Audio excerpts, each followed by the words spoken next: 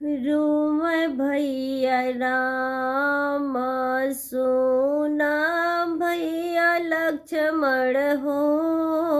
रोम भैया राम सुना भैया लक्ष्मण हो। रोम भैया राम काम निदिया सोया भैया तू ही मोर गोदिया हो। रोम भैया राम सुना भैया लक्ष्मण हो। रोम भैया राम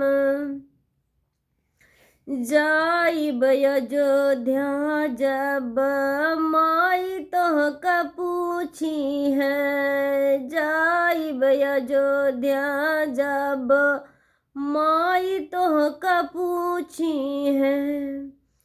कवन घटना कवन बताई बबतिया हो। कवन दिया सोया भैया तू ही मोरी गोदिया हो। कवन दिया सोया भैया तू ही मोरी गोदिया हो।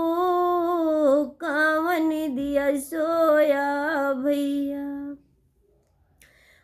बहिन त भैया बाटी बहुत लड़ाई हो। या बहिन त बाटी भैया बहुत लड़ाई हो।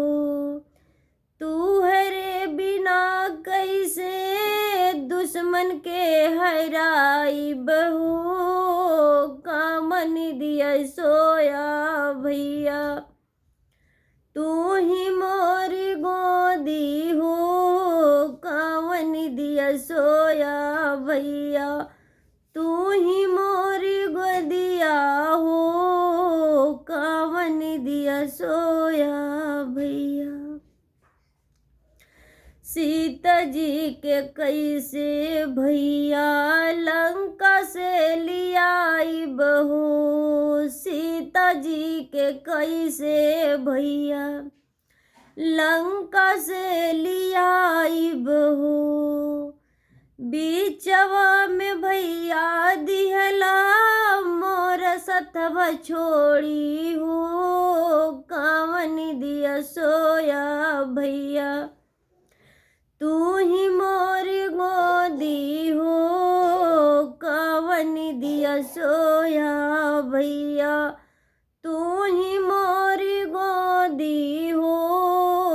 कावन दिया सोया भैया रोम भैया राम सुना भैया लक्ष्मण हो। कावन दिया सोया भैया तू ही मोरी गोदिया हो। कावन दिया सोया भैया